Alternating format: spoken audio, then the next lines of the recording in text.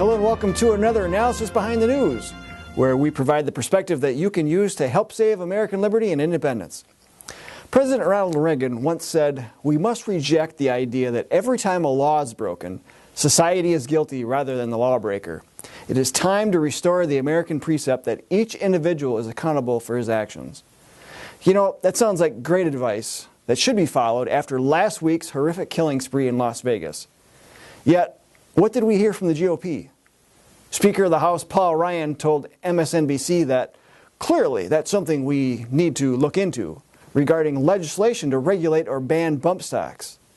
CNN reported that Florida Republican Representative Carlos Curbelo is planning to introduce legislation to ban bump stocks. And according to Politico, 9 GOP senators asked ATF to review gun bump stocks in hopes that they could be regulated. And they also provide later in the article, at least one other GOP senator, Ron Johnson from Wisconsin, has said he would support legislation that bars bump stocks, and some House Republicans are working on their own measures. So, what does the National Rifle Association, which touts itself as America's foremost defender of Second Amendment rights, have to say about this? Well, it depends on when you ask them.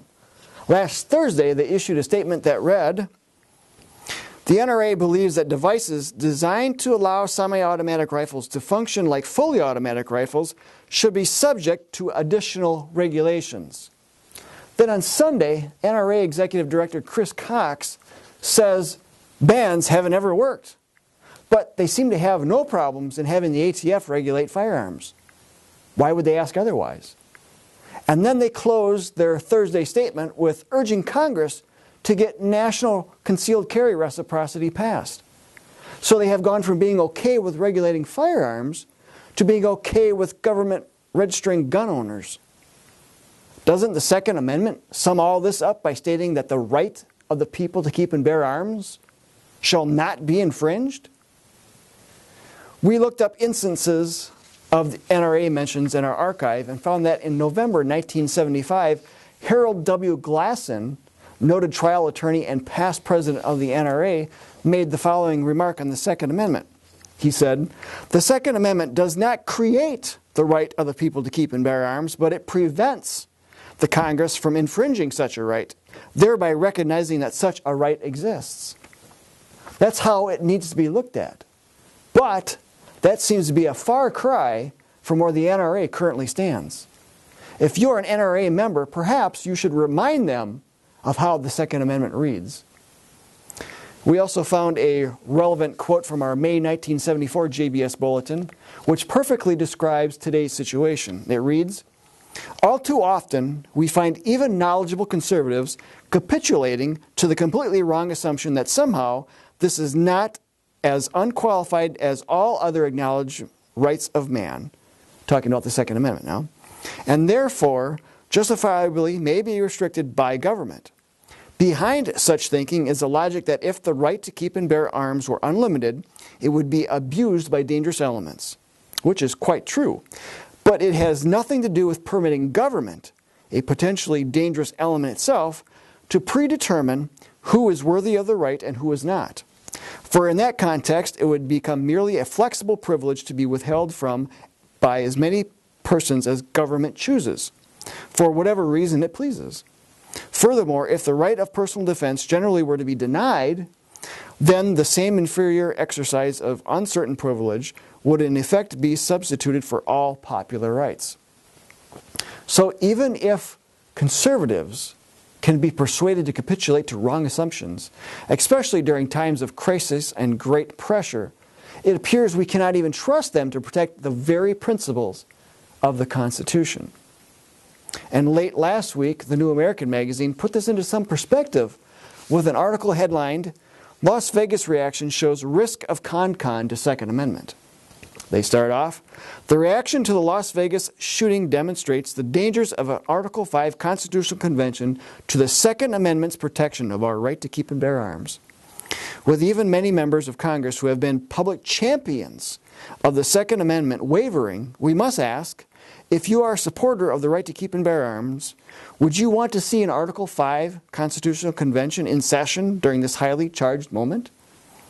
Almost immediately after the first media reports of the mass killings, the enemies of the Second Amendment began to use the tragic circumstances in Las Vegas to accomplish their decades-long goal of disarming Americans. Fortunately, no constitutional convention is in session during this media-hyped hysteria. But what if one were? And later into the article,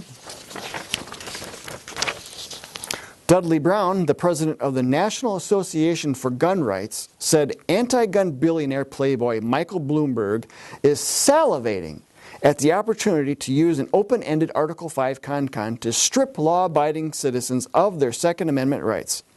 He predicted that powerful left-wing groups will have the financial support from Bloomberg and George Soros to win control of any such convention and cast aside not just the Second Amendment, but the entire Constitution.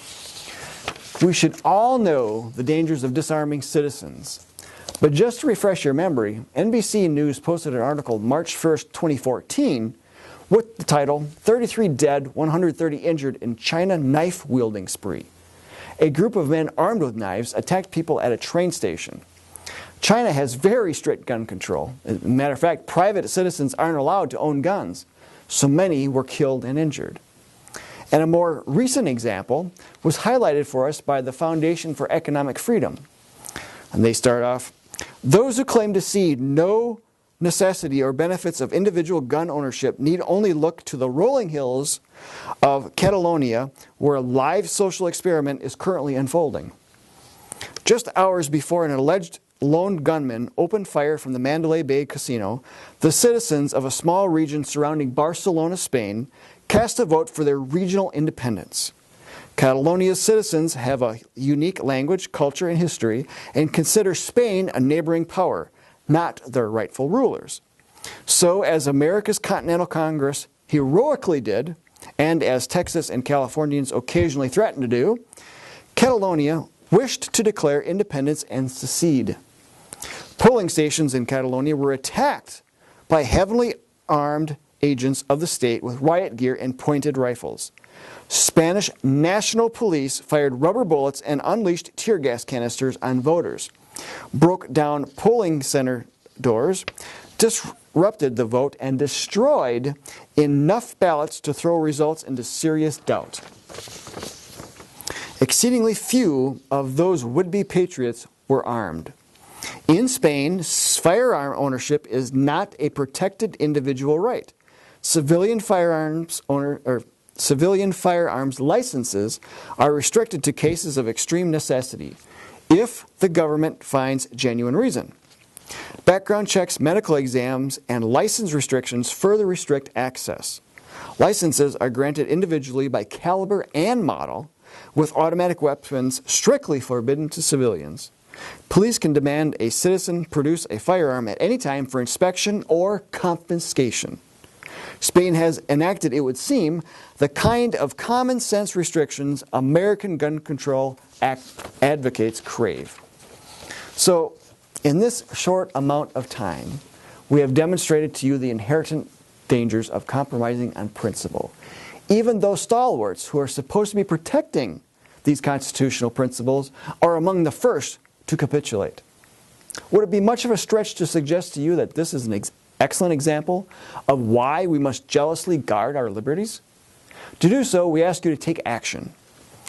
Once again, read the New American article and share it on social media and print off copies of it to share with your state legislators.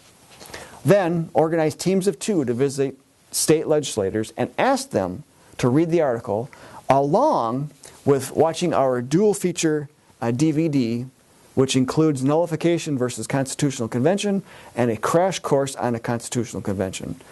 Then follow up with additional tools and visits to help them see the danger of calling for a convention. The New American article is free, and DVDs are only $1 a piece. For additional guidance, we ask you to contact your local JBS coordinator at jbs.org. Links are in the description. So until next time, we'll see you then.